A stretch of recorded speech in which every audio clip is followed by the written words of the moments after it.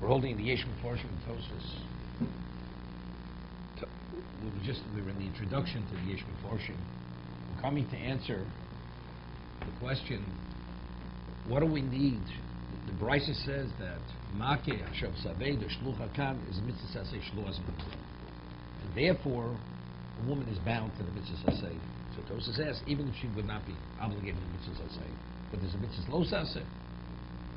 One doesn't return an Aveda, he's in violation of the Shulchan Salim, and if you don't send off the other bird, lo sikach, and Hashav Saveda, or the other thing, so even if there wouldn't be a mitzvah saseh, she's bound to the makeh and everything else. So the Yesh Meforshim explained it this way. So we spoke about the concept of aseh docha lo saseh. So I had mentioned Tosfos in Chulin yesterday that why is aseh not docha lo saseh v'aseh? Why does an aseh not supersede when you have the lav is being supported by an aseh?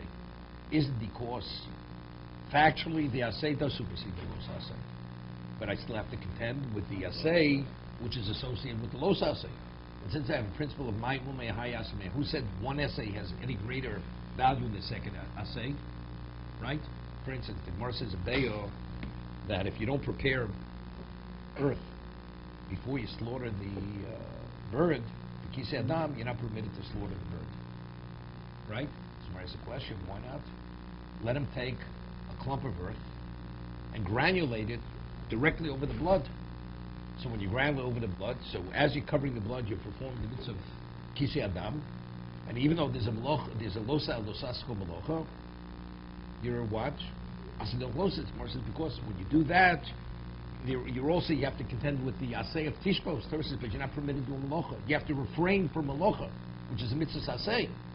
So who said the mitzvah aseh of kisei adam has greater value than the aseh of tishbos? So because that's something which cannot be resolved, because there's a principle of who said one aseh has greater value than the other aseh, so you're not permitted. That's one understanding. So in terms of he's forewarned not to do the kisei adam, he's not going to receive malchus, because the aseh supersedes the lo aseh. And after everything is said and done, we're not sure whether he did the wrong thing, because maybe the aseh of tishbos has greater value than the aseh of kisei adam.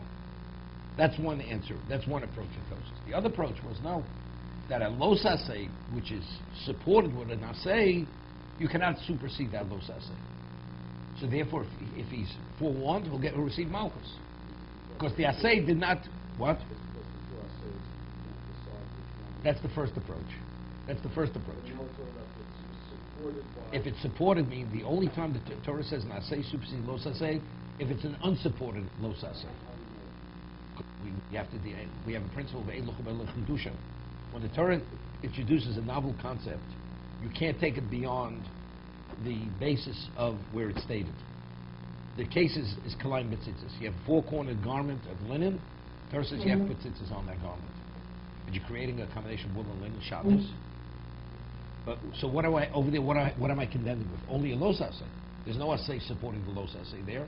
So if it's an individual, unrelated to anything other than itself, the aseh supersedes that. More than that, I don't see. The concept is a novel concept. So when I'm dealing with a chidush, you can't take it beyond the context in which it's stated. There's a different context. Of course, here the aseh is supporting lo aseh. So that's the other answer in Tosfos. So he would receive malchus. No, that's not lavadit aseh. Lavadit aseh is you steal. It says lo sigzol. Then it says deisha gzelu sheglosa.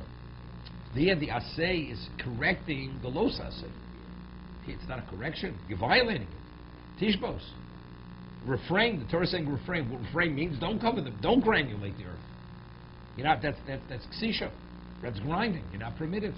Okay. What about the concept in that case that you should have prepared first?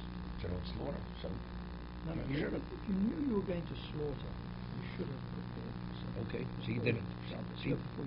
Okay. So you didn't. But that's sort of negligence at some level. Doesn't make a difference. Maybe that interferes with this concept. If you didn't have the supported I'll give you an example. Tosef Subas is halacha that we discussed that the person rapes a girl who's a virgin at the age of 12 years old. So the Torah says there's an obligation to mitzvah saseh to marry the woman. Right? It says lo si l'isha. Okay? What about a Kohen who does it? He must marry her. What happens if he divorces her, which is not permitted? He receives malchus. A non-Kohen doesn't receive malchus because he could correct the wrong, because he could remarry her. But a Kohen cannot. So a Kohen remarrying he can't, but there's an asay. But it's a lo saseh and asay. A Kohen marrying a Grushi is in violation of lo saseh and asay, because it says he's not permitted a Grushi and he kidashto. He has a mitzvah of he has to be kodesh. But what about a case like this? What happens if he rapes a mamzeris? A legitimate Jew rapes a mamzeris, illegitimate woman. So the Gemara asks, it says he doesn't marry her. He's not permitted to marry her. So the Gemara asks, why doesn't he marry? Say, asay dochel lo asay. Right? The asay of lo si should supersede the lava lo yovel mamzer kal Hashem. So the Gemara says something.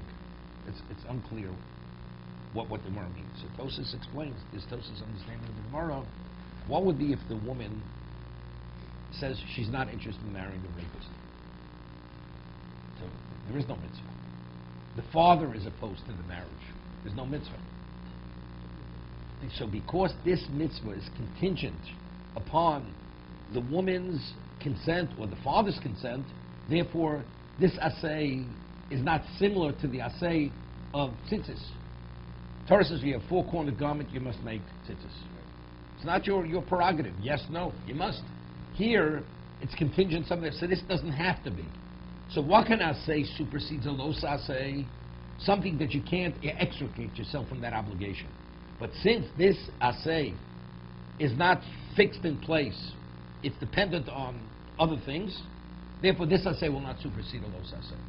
So he says, because since she could be mochel, or she could relieve him of that obligation, an obligation he could be relieved of doesn't supersede a los asay.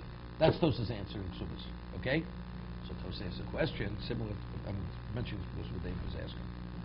You have a four-cornered garment made of linen, so we say you put wool tzitzis on the corners with chelas. I say don't los. Tosas said, what do you mean? You could absolve yourself. What would be if you round off the corners? Right? You round off the corners, you have no obligation. So you see, so are they similar or not? No. That's not taken off. Round off the corners. You're able to absolve the garment of tzitzis, as the rapist is absolved of the mitzvah of marrying the woman. But yet we still say asidon chalos asay. Okay? So what would you answer? They're not similar. One's a third party, one's not. Okay. It's beyond your control, it's someone else's control. In the case of the rapist, the contingent factor has nothing to do with the rapist himself. It has to do with other parties, the father and the woman. In this particular case, when it's contingent on yourself, it's not parallel. You could probably find a way to wiggle out of every mitzvah, every clash like this, if you come up with some sort of a strategy. Okay. I mean, you probably both saying something. I think you'd say to discern between, there's a greater difference. See, here, you're changing the playing field. The tzitzis. Torah says a four-corner garment, you're obligated. In a context of four-corner garment, there's no way to extricate yourself from that. It's no longer four-cornered garment. This woman is a rape victim. He's the rapist. Even within that context, you're able to extricate yourself from the mitzvah. She says, I'm not interested. Everything is the same, and yet you're able to extricate yourself. Things being as prescribed by the Torah, there's no way you could extricate yourself from that obligation. It has to have that force of an obligation to supersede the los asay. That's Tosas' answer. Some say it's negligence, it's irrelevant that you're negligent, right? But factually, now that you've slaughtered the bird and you have the blood, There's no way presently that you can extricate yourself from this obligation of covering the blood. So we should say, Asay Dochalos Asay. Right? So why don't they? Because say, Asay Dochalos Asay. That's the reason. So let's see. Yesh Meforshim Ika Nafkusa. Why do we have to say that there's an Asay to... The woman is not absolved of the Asay. The question was, you have a Los Asay alone. By Shlucha Kana, Shav Saveda, or Makir, that should be sufficient to obligate her in every one of these areas, even if she would not be obligated in the Asay. So he says, no, there's halachic difference. Shiyah ish l'kai mitzvahs Asay.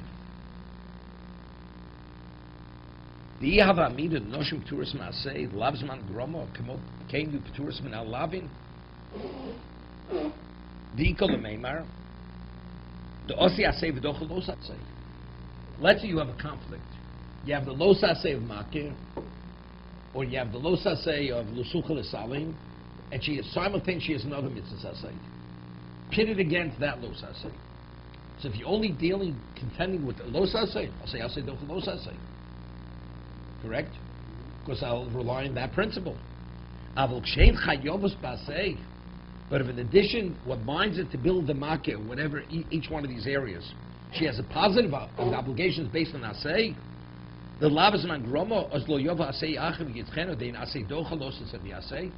Because then the Asay cannot supersede the Losas and Asay. If she's another Asay unrelated to this? Unrelated to this. Like the Kiddushin or anything? Yeah, let's say you'd have such a thing. Like you build it and She- you build it. No. Her father says she has to. Her father asked her to accommodate him at the time that she has to build the market. So the Asay will supersede the Los Asay. But if she has an Asay to build the market, besides the Los Asay, so the Asay now will not supersede that obligation. Otherwise, it would supersede it. Asay Dochel Los Asay. That's what he's saying. You have to set up a situation where there is another Asay. No, it's theoretically. If you have that conflict, it would only be a Los Asay, the other Asay, which is in conflict, would supersede it. But now that we're saying that she's obligated in a Mitzvah Asay Shlo Azman Gromo, it's not only Los Asay, it's an Asay, so now we apply the principle, Ein Asay Dochel Los Asay. She has to build the Makeh, she has to return the lost article, and she has to send off the mother. Because she also has a Mitzvah Asay. Even if there is a conflict. That's what he answers, the issue before you. Which is in that case, what is the second Asay? Asay Dochel Los Asay. Ein Asay Dochel Los Asay. I'm going to say an example, right? The Asay would be Makeh Taseh B'Gagecho, Hoshiv Teshiv, Shalech Teshav. So your father says, I need you to accommodate me now, and you're about to send off the mother bird. So if you only have the Los Asay, say, look, honoring your father supersedes that. But now that I have an Asay Shalech Teshalach, so now the Asay honoring your father cannot supersede an Asay no Los Asay. Right? Because Ein Asay Dochel Los Asay. But in general, do we have, when you have a Los Asay and you have an Asay against it, unrelated to each other? Not with the kiddushin, but if your father should do something, and you have a Los Asay.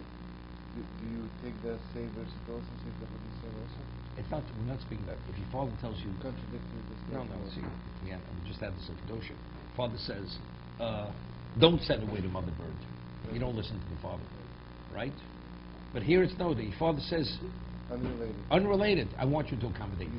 So we're talking about the mitzvah of honoring the father or revering the father at that time. Okay, this is the issue for you. Okay, Achiksha Rabbeinu Yosef Meir Yisrael. It's mentioned a few times in Shas. Rabbeinu Yosef Meir Yisrael, wonder about Litosis. He was in Meir Yisrael. Al Pirizeh. In Cain. Gabi Eimat Likim Shem Tzreif B'Yontif. Right. The Mishnah says that if you have Shem Tzreif, or you have Truma, oil that was extracted from olives that were Truma, and the oil becomes contaminated. Right? Becomes contaminated. So the halacha is, although Ochel Nefesh is permitted, correct? Ochel Nefesh is permitted, you're not permitted to use that oil for illumination. That's Eimat Likim Shem Tzreif B'Yontif. Why? So the Gemara asks, why don't I say Asay Dochel Los Asay? right? Mishum the Yom Tov Asay v'lo Sasay, Usreifus Kochim, Einu Elo Asay, Yom Tov, if we say Lochem v'lo lo Gavoa. The Torah says you're only permitted to do a malacha, only it's to accommodate your own physical need, ochel nefesh. But for the sake of performing a mitzvah, that's called Gavoa.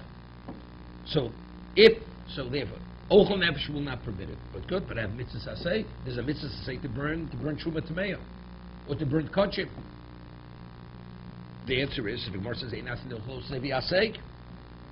Okay, mishum yom tov aseg v'lo says shreivis kachim in el aseg. Isha shenechayeves b'aseg yom tiv. Davei azman grama. He's asking. Yom tiv, we mentioned yesterday with Kiveger.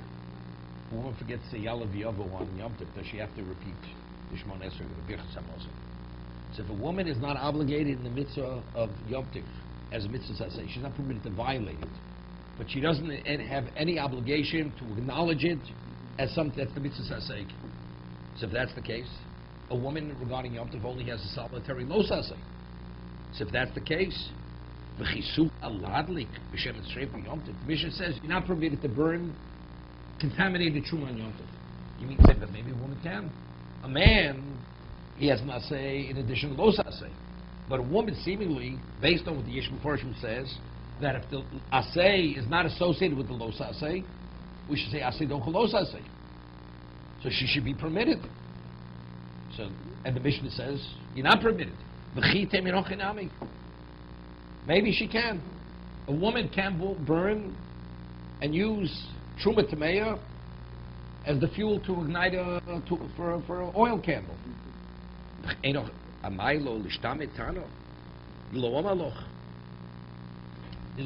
don't find any such a thing mentioned in the Mishnah. It's only the man who's not permitted, but the woman is permitted. There's no such opinion ever mentioned. So what's the answer?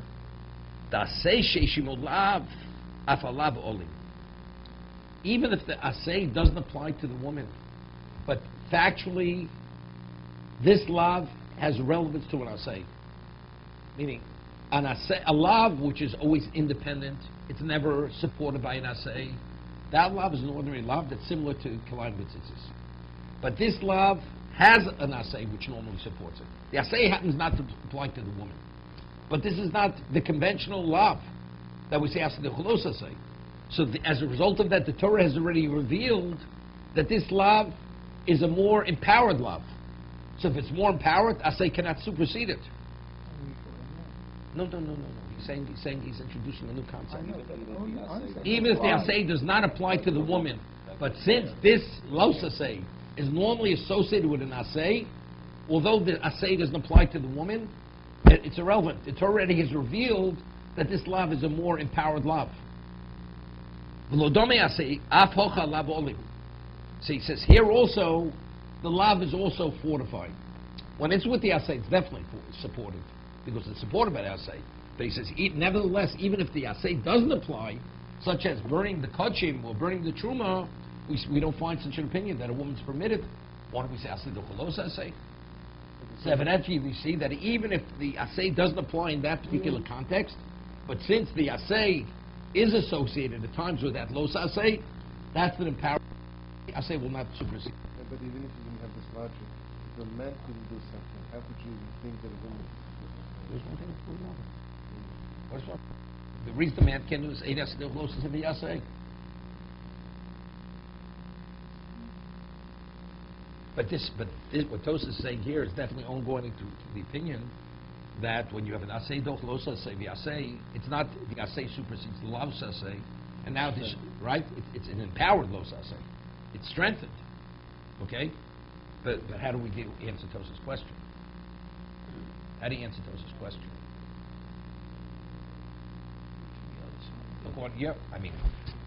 Because factually, according to this, if you don't hold like this, how are you permitted? Why it says you're not permitted to burn truma? You're not permitted to burn truma on Yom Tov. A woman should be permitted, because since the asay has no application to her, we should ask the lo asay. How would you have been obeyed? Hello. Obey.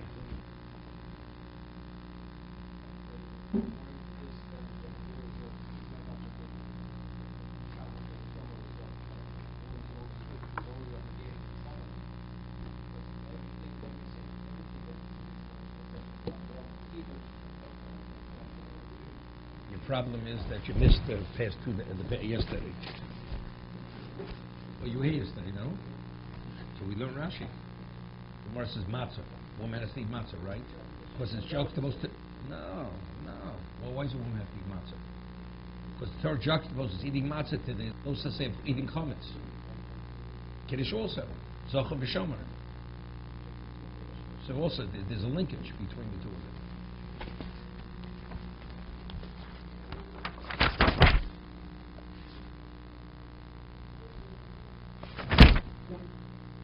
Yeah. The halacha is, the Mishnah says if you have an on Yom Tiv, person has the obligation to bring a chagiga, festival offering. Although it's a korban, right? The Torah says it's the obligation of the day you must bring a chagiga. And it's ochel nefesh, you eat it. So if it's ochel nefesh, because the majority of chagiga is a shlomi. It's eaten. Majority is consumed between the kohen, he receives a portion, and the one who brings it. So if you have, let's say, Dorim and Dovos, person obligating himself to bring the shlomi, but it's not the korban of the Yom Tiv, you're not permitted to bring it on Yom Tiv. Why aren't you permitted to bring it? It should be ochel nefesh, right? We say for personal consumption, you're permitted, if you want to slaughter a behemoth chumen, a non-consecrated animal on Yom Tiv, you're permitted, correct? So why can't I slaughter a shlomim, although it's not the shlomim of Yom Tiv, although it's not the chagiga, it's not the festival offering? Yet, in the Darman Davos, one does not slaughter on Yom Tiv. Questions why? Right? Lochem v'lo l'gavoa. So Tosas asks, it's ochel nefesh. So Tosas answers, the Gemara says, because when we deal with a korban, we say mishut l'gavo kazoch. When you slaughter an animal, the Gemara says like this, if you have an animal where, what about, are you permitted to slaughter on behalf of a goy, a non-Jew on Yom Tov? You're not permitted. Because it's lochem v'lo la'akum. Lochem v'lo l'gavoa. So the Gemara says, what about if you have an animal which there's a partnership between a Jew and a non-Jew? Are you permitted to slaughter the animal where the non-Jew has a certain percentage of ownership in the animal? What would you say? It says, lochem v'lo la'akum. What do you say, Harold? There's a man over at Bayer. The Gemara says you're permitted to slaughter it. Why?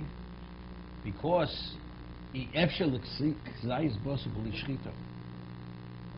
when you're slaughtering it, you can't eat your portion unless you slaughter it. So why am I slaughtering it? I'm slaughtering it for myself. He happens to be a beneficiary. It's irrelevant he's the beneficiary. Wait. What? Okay. If you open your eyes, you'll be able to get a better. Okay. When you slaughter a korban, why are you slaughtering the korban? Because there's a mitzvah called shchitas kosher. Torah says, after you slaughter the korban for God, now you're permitted to take a piece of the meat. When you slaughter a non-consecrated animal, I'm slaughtering for me. Why am I doing the act of slaughtering? Because I want to eat the meat. So the malacha is being done on whose behalf? On behalf of the person. When you bring a korban, although the value, the benefit is to you, but why? No, it's irrelevant. The majority of the meat is eaten by the Kohen of the Israel. A very small percentage is put on the mizbeach to burn. It's a byproduct. That's a consequence. That's a byproduct.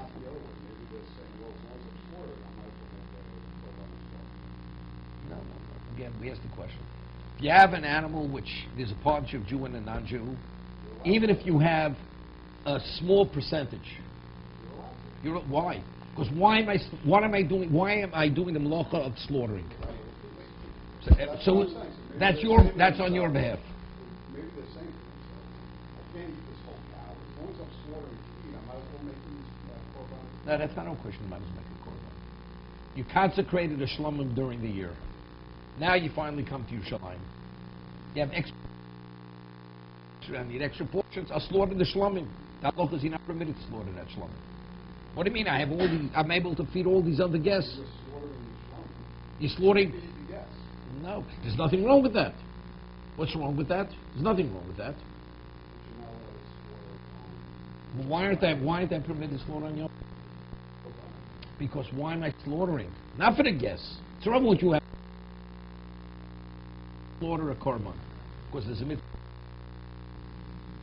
So that's called But why are you doing the melacha? The melacha of Netilas Neshama of slaughtering. That's not lochem. That's gavoa, right? That's why you're not permitted. But when you're slaughtering a behemoth chulin, a non-consecrated animal, although I have only a kazayas interest in the animal, you're permitted, although the non-Jew is the major beneficiary of this. Because why am I slaughtering? Because I want my piece. What's the difference in this case and where you do it for both? Where You're not doing, by the korban, you're not doing it for both. You're only doing it for God. no, if you have a cow and the goy is going to eat everything. There's no reason, there's no problem. That's the same as partnership. That is the partnership. That is the partnership. Because the chagig, that's chovas hayom. The Torah says, bring a chagiga. That's chovas hayom. Even though it's gavoa. Doesn't make a difference. Right, the Torah says you bring a chagiga on Yom Tov. That's not a problem. Okay? That's the difference. So you can't have a korban at any point that's not explicitly For Yom Tov. purpose of korban. No, not a korban. Not a korban. Not a korban. It was consecrated for Yom Tov. Right, but you're not allowed to, at any point from the time you decide to consecrate that, to have any other purpose for it, primary purpose for it, other than it being a korban. If you do, it's not a valid korban. No. The Extrapolate that from what you're saying. The moment you consecrate something, it's exclusively for God. You're not permitted. It's a doraisa. But it's a chagiga. Whatever you consecrating it for a chagiga, Rosh I know Hashanah, that at least let's say most of Hanukkah, this is gonna be- Hanukkah you consecrate a chagiga for Pesach. Right, and you know. So what is this korban? This is a chagiga. True, but. It's not a voluntary shlomim. I understand, but you want this, but when you're consecrating it as a chagiga, you know what it's comprised of. It's comprised of a little bit of a korban and most of it. But that's not the issue. It's irrelevant what it's comprised of. What about it's an olah? Right? I consecrate a burnt offering for Yom Tov. It's an oblation of a chagiga and an olah sriya. When you visit the Temple Mount, you have to bring an olah. Okay, You have no benefit from the olah. that's a good story. It's no different than the chagiga. This is sort of like. No, we're- olah and chagiga are the same thing. sub- They're both gavoa. I know, let me make this one a chagiga, because then I know I'm going to be able to eat most of it. Let me and ask at you. that point, Let's you're make it not- easy. you're- Let's make it easy. A non-Jew owns an animal. He says to me, I can't stand the sight of blood. I know you're a ritual slaughter. You slaughter my animal, I'll give you a piece of my animal. Are you forbidden to slaughter it for the goy? So the only way you could get your piece is if you slaughter the animal. Yes, No, you're not permitted. why not? You want a piece? No, right now he's going to give you a piece of after it's slaughtered. Like yours. Your payment is afterwards. It's a payment, It's not he's giving you an interest in advance. Right now I'm giving you. You're not permitted. So that's the same thing with Gavoa. You're slaughtering God's animal. He says, you slaughter my animal, you can have a piece. You can have the majority of the meat. So the malacha of Netilas Hashem was done on whose behalf? On behalf of Gavoa, like over there, Lahabdu, you did it on behalf of the Goy. You slaughtered the non-Jew's animal. Same thing. So that's what I'm saying. I'm saying that once we consecrate something, then the primary purpose of that animal always has to be Gavoa, and never be. And if not you the have a primary different purpose. intention, then it's not. It's irrelevant what your intention. Factually, when you slaughter, whose animal are you slaughtering? God's animal. Once you're slaughtering God's animal, it's a problem, because it says you're not permitted to slaughter on behalf of God. You can only slaughter on behalf of yourself. Okay, it's clear. Okay?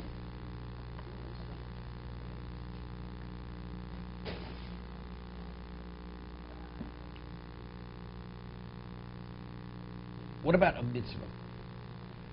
The Gemara says, Ach b'yom rishon tashbisa somi b'atechem.